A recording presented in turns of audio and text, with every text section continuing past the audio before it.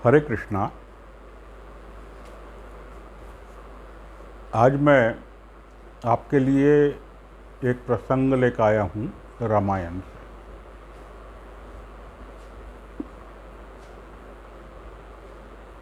रामायण ऐसी मान्यता है कि सबसे पुरानी जो रामायण है, आदि रामायण जिसे कहा जाता है या प्राचीन रामायण भी कहते हैं, वो ऋषि वाल्मीकि की लिखी हुई रामायण है, जो कि भगवान श्री राम के जन्म से पूर्व ही उन्होंने लिख दी थी।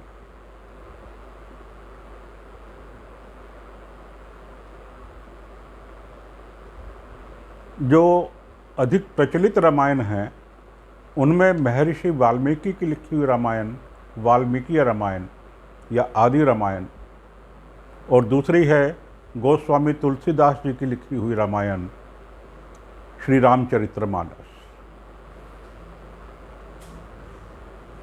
दोनों में मूलभूत अंतर ये है कि वाल्मीकि जी की जो रामायण है, वाल्मीकि रामायण, वो संस्कृत भाषा में लिखी है, और तुलसीदास जी की श्री रामचरितमानस एक आम बोलचाल की भाषा में लिखी हुई है।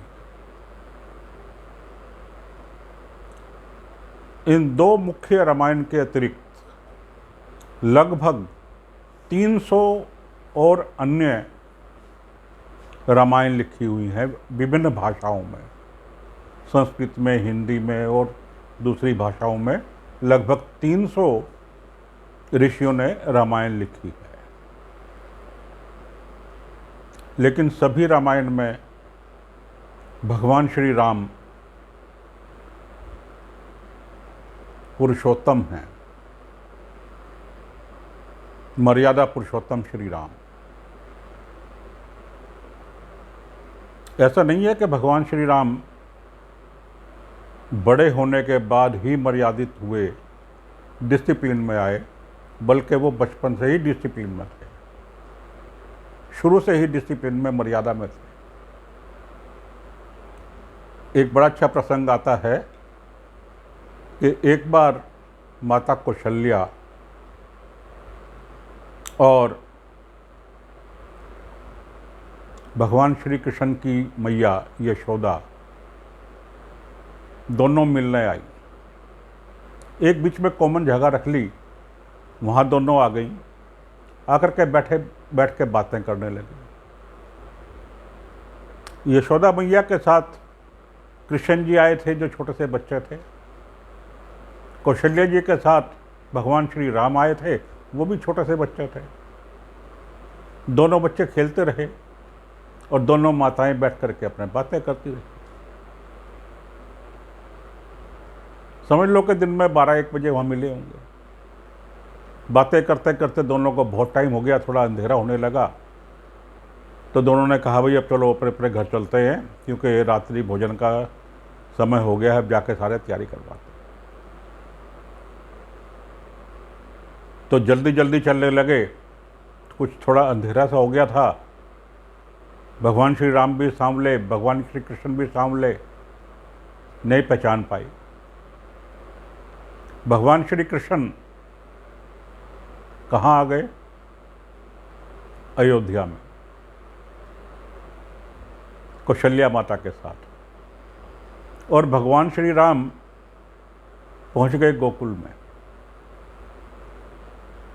माता यशोदा के साथ। बदल गए दोनों बच्चे।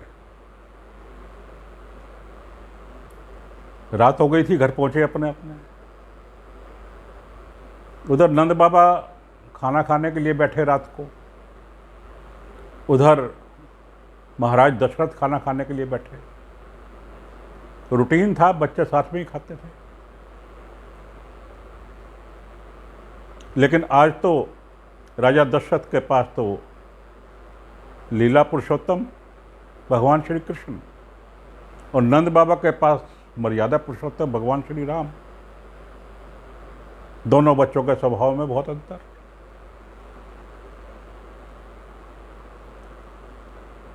जब महाराज दशरथ भोजन करने बैठे, कृष्ण जी आ गए। भोजन करने। ना कोई स्नान किया, ना कोई संध्या वंदन किया, सीधे दशरथ जी की गोद में बैठ करके जब खाने लगे उसी थाली में जिसमें दशरथ जी खा रहे थे, दशरथ जी को बड़ा आश्चर्य हुआ कि आज ही ऐसे कैसे, ना स्नान किया, ना संध्या वंदन किया, और फिर राम तो हमेशा अपनी थाली में अलग खाते हैं और ये तो गोद में बैठ के, और वही अपनी शैतानी है भगवान श्री कृष्ण की। तो कभी राजा दशरथ की दाढ़ी में उंगलियां मारे हैं, कभी भोजन की थाली में हाथ मारे हैं, कभी अपने मुंह का निकाल करके उनके मुंह में डाल दें, कभी उनके मुंह का निकाल के अपने मुंह में खा लें। वही शरारते बड़े असमंजस में कि ये क्या हुआ है। और उधर दूसरा हाल गोकुल में, श्री राम वहाँ पहुँच गए जो कि मर्यादा पुरुषोत्तम। जब भोजन का समय हुआ, बुलाया भोजन के लिए, मैं तो पहले स्नान करूँगा, ऐसे कैसे भोजन करूँगा। सब लोग देखने लगे कि ये क्या हुआ आज, यशोदा मैया बड़े चक्कर में पड़ी कि आज मैं पहले स्नान करूँगा, संध्या वंदन करूँगा। चलो, दिल में आ गई होगी। भगवान राम ने स्नान किया, संध्या वंदन किया, भोजन के लिए आ गए। नंद बाबा बैठे थे। अब कृष्ण जी तो हमेशा नंद बाबा की गोद में बैठ के ही भोजन करते थे, उन्हीं की थाली में खाते थे। राम जी को ये आदत नहीं। राम जी जाकर के नंद बाबा के बराबर में बैठ गए, कहने लगे लाओ मेरे लिए भोजन। अब सब लोग बड़े आश्चर्य में कि ये आज क्या हुआ, आज ये ऐसे कैसे, कहना ऐसे कैसे कर रहा है कि पहले स्नान किया है, संध्या वंदन किया है, और अब अलग बैठ करके कह रहा है मेरी थाली लाओ। ये तो हमेशा बाबा के साथ ही भोजन करता था, उनकी गोद में बैठ के शरारतें करता था। जब दोनों जगह ये हुआ तो पता लगा ये तो दोनों बच्चे बदल गए।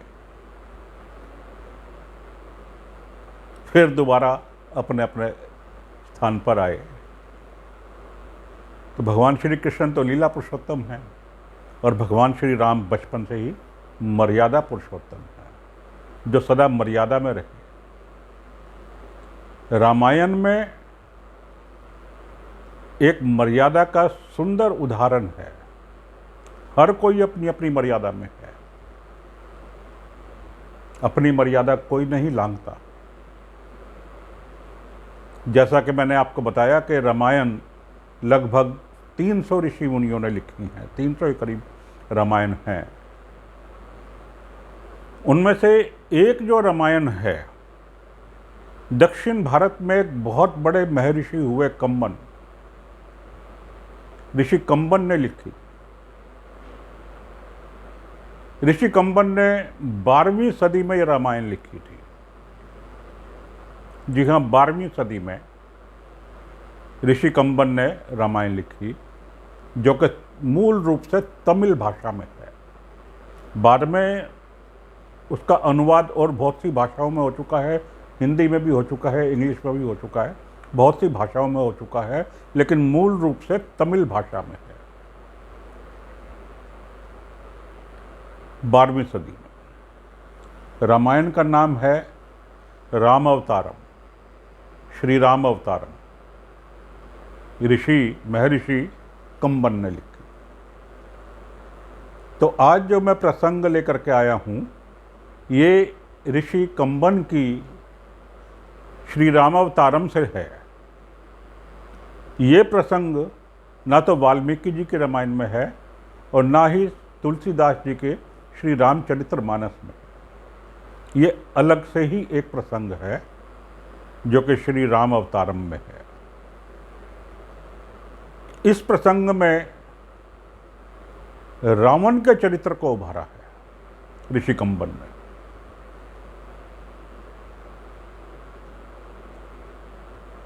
जिस समय भगवान श्री राम रावण से युद्ध करने के लिए समुद्र के किनारे पहुंच गए,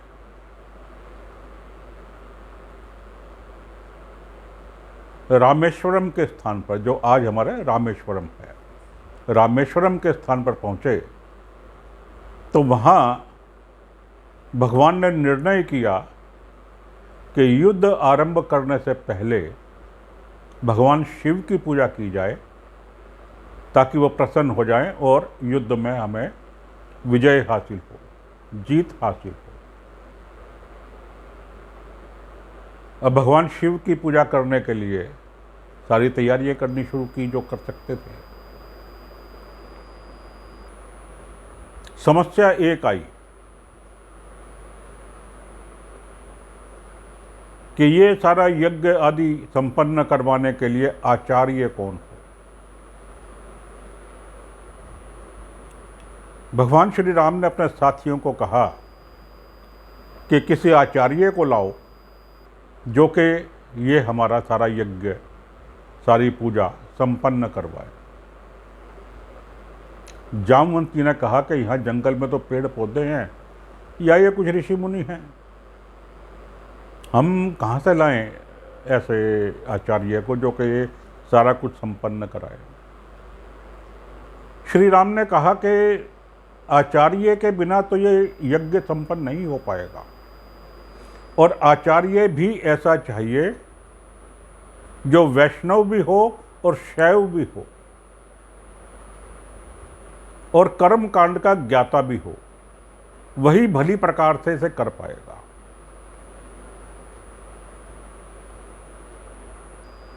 चेहरे पर मुस्कान आ गई, जामवंत जी के चेहरे पर मुस्कान आ गई। जामवंत जी कहने लगे कि ऐसा है, ब्रह्मा जी के मानस पुत्र महर्षि पुलत्स्य के पुत्र महर्षि विशर्वा का पुत्र रावण,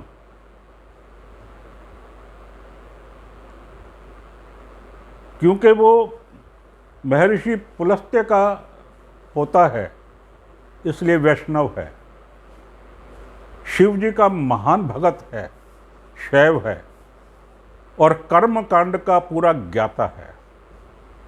एक ही व्यक्ति है जिसमें तीनों विशेषताएं हैं, वैष्णव भी है, शैव भी है और कर्म कांड का ज्ञाता भी है, किंतु प्रभु वो तो हमारा शत्रु है, उसी से तो युद्ध करना है, वो क्यों आकर के करवाएगा यज्ञ हमारा। भगवान ने जामवंत जी को कहा कि आप वहां जाइए और जाकर के उन्हें मेरा निमंत्रण दीजिए कि वो आएं और आचार्य के रूप में मेरा ये यज्ञ संपन्न कराएं। जो आज्ञा प्रभु, अभी जाता हूं। जामवंत जी पहुंचे लंका। रावण को पता लगा कि जामवंत जी आए हैं। असल में जामवंत जी रावण के दादा के मित्र थे, रावण के दादा के मित्र थे, इस नाते रावण उनका बहुत आदर करता था, बड़ा सम्मान करता था। जब रावण को पता लगा कि जामवंत जी आए हैं तो उसने अपने सेवकों को आदेश दिया कि तुम सब सारे रास्ते में हाथ जोड़ करके खड़े हो जाओ और ज्यों-ज्यों जामवंत जी आगे बढ़ते जाएं उन्हें हाथ से इशारा करते जाओ ताकि उन्हें मेरे महल तक पहुंचने में कोई दिक्कत ना हो। राजा रावण की आज्ञा होने के बाद क्या देर थी, पूरे रास्ते पे राक्षस खड़े हो गए हाथ जोड़ करके। जामवंत जी का बड़ा लंबा चौड़ा शरीर था, बड़ा विशाल शरीर था। वो आगे बढ़ते जाएं और जो राक्षस रास्ते में खड़े थे वो हाथ से इशारा करते जाएं और आगे बढ़ते जाएं। पहुंच गए रावण के महल में। जब रावण के महल में पहुंच गए तो रावण आया, आकर के उसने प्रणाम किया जामवंत जी को और प्रणाम करके उसने कहा कि आपका स्वागत है मेरी नगरी में, आपने आने का प्रयोजन बतलाइए। जामवंत जी ने कहा कि मेरे प्रभु एक यज्ञ करना चाहते हैं और उनकी इच्छा है कि आप आचार्य बन करके आएं और उनके यज्ञ को संपन्न कराएं। यज्ञ एक विशेष प्रयोजन से किया जा रहा है। उस प्रयोजन की पूर्ति के लिए आप आचार्य बन के आए और यज्ञ को संपन्न करा। रावण ने कहा कि ठीक है, मैं इसके लिए थोड़ा मुझे समय चाहिए सोचने के लिए, कुछ सोच करके जवाब दूंगा, कृपया आप विराजिए, मैं भी बैठता हूं और बात करते हैं। जामवंती बैठ गए, रावण भी बैठ गए। रावण ने पूछा, क्या नाम है आपके प्रभु का, कौन है? जामवंत जी ने कहा, अयोध्या के राजकुमार, महाराज दशरथ के पुत्र, जो अब वनवासी हैं, श्री राम मेरे प्रभु हैं, उन्हें यज्ञ करना है। रावण नाम सुन के एकदम चौंका, चौंक के कहने लगा कि कहीं ये यज्ञ लंका विजय के लिए तो नहीं करना? बिल्कुल ठीक समझे हो रावण, तुम बिल्कुल ठीक समझे हो। जामवंत जी ने कहा, ये यज्ञ जो होना है ये लंका विजय के प्रयोजन से ही होना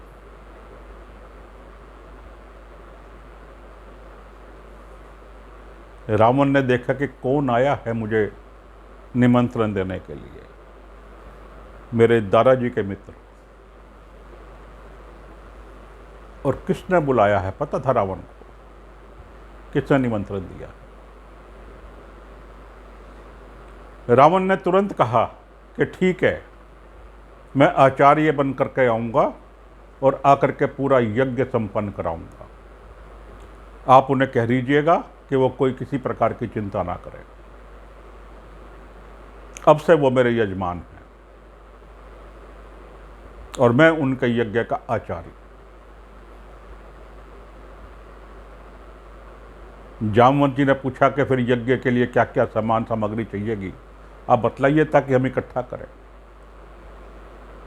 देखिए क्या उत्तर दिया रावण ने।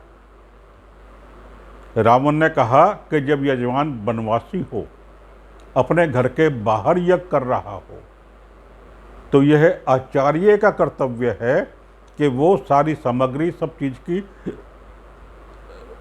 जो उसके प्रयोजन के लिए चाहिए उसे इकट्ठा करे, उपलब्ध कराए, क्योंकि वो वनवासी हैं, वो नहीं कर सकते इकट्ठा, तो ये मेरी जिम्मेवारी है, मैं ही इकट्ठे करके लाऊंगा। आप तो बस ऐसा कीजिएगा, उन्हें कहिए कि मैं फला समय पर आऊँगा और वो नहा धो करके शुद्धता से तैयार रहें और यज्ञ संपन्न कराऊंगा। जामवंत जी बड़े प्रसन्न हुए, चले गए। रावण ने जब उनको विदा कर दिया अच्छी प्रकार से, तो विदा करने के पश्चात रावण ने अपने आदमियों को बुलाया, अपने सेवकों को बुलाया, बुला करके कहा कि एक सामान की लिस्ट लिखवाई कि यज्ञ करवाने जाना है, ये सामान चाहिए, सारा इकट्ठा करो और तुरंत इकट्ठा करके मेरे पास लेकर के आओ। उन्हें पूरी लिस्ट लिखवा दी, खुद तैयार हुआ, अपना विमान लेकर के, अपना रथ लेकर के सीता माता के पास गया। जाकर के कहा सीता माता को रावण ने कि तुम्हारे पति श्री राम मेरे यजमान हैं, वो लंका विजय के लिए यज्ञ कर रहे हैं और मैंने वहां आचार्य पद स्वीकार किया है, इस नाते तुम भी अर्ध यजमान हो गई और यज्ञ में तुम्हारी उपस्थिति अनिवार्य है। तो मैं आचार्य की हैसियत से आपको ये कहता हूं कि आप मेरे रथ में बैठिए, विमान में बैठिए और चल करके यज्ञ का कार्य पूर्ण कीजिए। किंतु एक बात का विशेष ध्यान रखना कि वहां आप सिर्फ यज्ञ का कार्य पूर्ण करने जा रहे हैं, रहेंगी आप मेरी कैद में ही, उससे नहीं निकलेंगे, इस बात को ध्यान में रखिएगा। जब आचार्य कहा अपने आप को रावण ने, और श्री राम को अपना यजमान बतलाया, माता सीता को अर्ध यजमान बतलाया, तो सीता माता ने भी आचार्य के रूप में रावण को प्रणाम किया और कहा, जो आज्ञा आचार्य, मैं बैठती।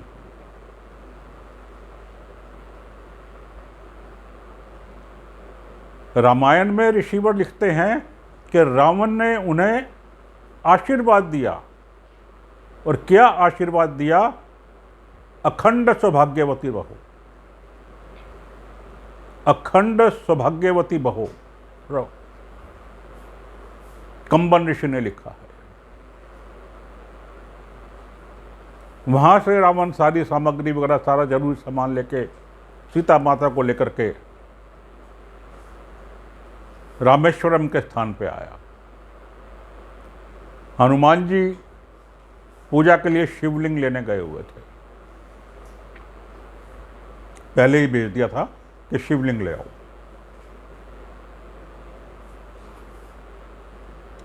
रावण ने माता सीता को विमान में ही रखा और स्वयं आचार्य के रूप में भगवान श्री राम के पास पहुंचा। जब रावण वहां पहुंचा तो दोनों भाइयों ने, श्री राम और लक्ष्मण दोनों ने उठ करके प्रणाम किया। प्रणाम करके भगवान श्री राम ने कहा कि आचार्य, मैं आपका यजमान महाराज दशरथ का पुत्र राम हूं और ये मेरा छोटा भाई लक्ष्मण है। मैंने ही आपको निमंत्रण दिया है कि लंका विजय की मंशा से जो मैं ये यज्ञ कर रहा हूं, ये आप संपन्न करवाएं। रावण ने भी आशीर्वाद दिया। रावण ने कहा, ठीक है, मैं भली प्रकार से अच्छी तरीके से आपका ये यज्ञ संपन्न कराऊंगा और भगवान शिव की कृपा से आपको अपने मंतव्य में जरूर सफलता प्राप्त होगी, निश्चिंत रहें। रावण ने कहा कि यज्ञ के लिए आपकी पत्नी की आवश्यकता है, आपकी पत्नी को बुलाइए। श्री राम ने कहा, आचार्य वो तो यहां पर नहीं है।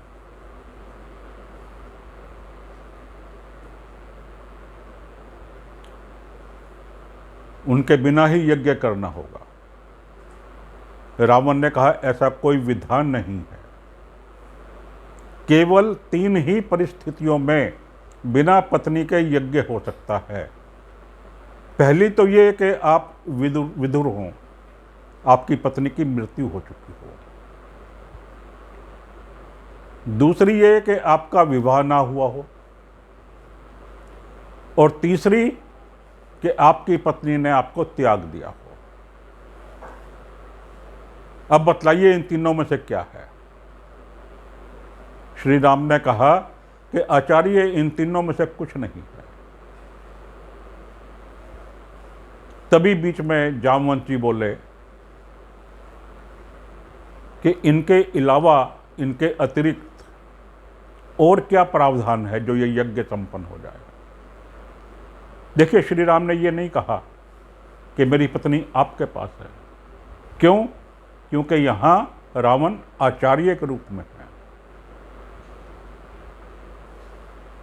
माता सीता लंकापति रावण के पास है, लंकेश रावण के पास है। यहां रावण आचार्य हैं। इसलिए भगवान राम ने यह नहीं कहा कि मेरी पत्नी आपके पास है इसलिए नहीं आ सकती। जब जामवंत जी ने कहा कि इसके अतिरिक्त और क्या उपाय है, तो रावण ने कहा, इसके अतिरिक्त और कोई उपाय नहीं है। और क्योंकि मेरे यजमान वनवासी हैं, घर से दूर हैं, और मैं आचार्य हूँ, तो ये मेरा कर्तव्य है कि यज्ञ के लिए आवश्यक सभी वस्तुओं का, हर चीज़ का, हर बात का मैं प्रबंध करूँ। श्री राम, आप विभीषण को और अपने कुछ योद्धाओं को मेरे रथ पर भेजिए, मेरे विमान पर भेजिए, सीता विमान में हैं और उन्हें बुलवाइए ताकि यह यज्ञ संपन्न हो। लेकिन इस बात का ध्यान रखिएगा कि वो मेरी ही सुरक्षा में रहेंगी और यज्ञ संपन्न होने के बाद मेरे साथ वापस जाएंगे। श्री राम ने हाथ जोड़ करके कहा, जो आज्ञा आचार्य। विभीषण जी गए, साथ में दूसरे उनके लोग गए, जाकर के माता सीता को वहां से ले आए। अब जब यज्ञ की सारी तैयारी हो गई, यज्ञ प्रारंभ होना था, तो आचार्य रावण ने कहा कि शिवलिंग स्थापित करने के लिए शिवलिंग लो। श्री राम ने कहा कि हनुमान जी लेने गए हुए हैं, अभी लेकर के आते ही होंगे। रावण ने कहा, नहीं, इंतजार नहीं कर सकते, समय होया हुआ है, लेट नहीं कर सकते वरना ये मुहूर्त निकल जाएगा। तो माता सीता ने वहीं मिट्टी इकट्ठी कर करके अपने हाथ से एक शिवलिंग निर्मित किया और यज्ञ का काम आरंभ हो गया। तभी हनुमान जी शिवलिंग लेकर के आए और आकर के कहने लगे कि मैं इस शिवलिंग को स्थापित करता हूँ। भगवान श्री राम ने कहा कि नहीं, जो हो गया है ठीक है, इसी को होने दो। हनुमान जी ने कहा, प्रभु मैं लेकर के आया हूँ इतनी दूर से, ये वो। राम जी ने देखा कि हनुमान जी को घमंड हो गया है। अब घमंड तो भगवान किसी का रहने नहीं देते। उन्होंने कहा, अच्छा ठीक है, तुम ऐसा करो, जो शिवलिंग बना है तुम स्वयं ही हटा दो और यहाँ रख दो। कहते हैं कि हनुमान जी ने पूरा जोर लगाया, किंतु वो उस शिवलिंग को जो माता सीता ने बनाया था वहाँ से हटा नहीं सके। तब श्री राम ने कहा कि ठीक है, तुम जो शिवलिंग लाए हो वो भी यहीं रख दो, वो भी यहीं स्थापित रहेगा। आज वो शिवलिंग वहाँ पर है, आज भी रामेश्वरम में ज्योतिर्लिंगों में शामिल है। वो शिवलिंग भी वहाँ रखा गया। रावण ने वहाँ पूरा सारा यज्ञ का कार्य पूर्ण कराया अच्छी तरह से, भली प्रकार से। जब सारा कार्य पूर्ण हो गया, श्री राम ने पूछा कि आचार्य मैं आपको दक्षिणा क्या दूं? क्योंकि जब यज्ञ कार्य संपन्न कराया है आचार्य ने तो उनको दक्षिणा देनी भी बनती है। रावण मुस्कुराया, कहने लगा, मुझे पता है कि तुम वनवासी हो, तुम्हारे पास देने के लिए कुछ नहीं है। दक्षिणा में क्या दोगे मुझे? तुम्हारे पास कुछ नहीं है यहाँ देने के लिए। और मैं लंकापति रावण आपके आचार्य बन के आया हूँ, सोने की लंका है मेरी, मैं आपसे दक्षिणा में क्या लूँगा? हाँ, दक्षिणा देनी ही है तो वो पेंडिंग रही, मैं आपसे बाद में ले लूँगा। बड़े चक्कर में पड़े भगवान श्री राम कि ये क्या हुआ, बाद में पता नहीं क्या मांगेंगे। श्री राम ने कहा कि मुझे थोड़ा बतला दें आचार्य कि मुझे क्या दक्षिणा देनी होगी ताकि मैं सारा प्रबंध करके रखूं। रावण ने कहा कि मुझे दक्षिणा में सिर्फ एक ही चीज चाहिए, सिर्फ एक, कि जब मेरा अंतिम समय हो, मैं प्राण त्यागूं, तब आप मेरे सम्मुख हो, आपके सम्मुख, आप मेरे सम्मुख हों, आपके सामने ही मैं प्राण त्यागूं, यही दक्षिणा मुझे चाहिए। ऐसा कह करके रावण सारा कार्य पूर्ण करा करके माता सीता को दोबारा अपने साथ लेकर के अपने विमान में वापस लंका चला गया। तो महर्षि कंबन की रामायण में एक ये बड़ा विचित्र प्रसंग है जो दोनों ही रामायण में नहीं है, ना रामचरितमानस में है, ना वाल्मीकि रामायण में है। तो आज मैं आपके लिए, मैंने कहा, यही एक प्रसंग लेकर के आता हूँ जो एक अपने आप में बड़ा विचित्र प्रसंग है। उम्मीद है आपको आज की ये कथा पसंद आई होगी। कृपया लाइक का बटन अवश्य दबाएं। चैनल को यदि सब्सक्राइब नहीं किया है तो सब्सक्राइब करें। अपने मित्रों और संबंधियों को भी फॉरवर्ड करें ताकि वे भी इन कथाओं का आनंद ले सकें। हरे कृष्णा।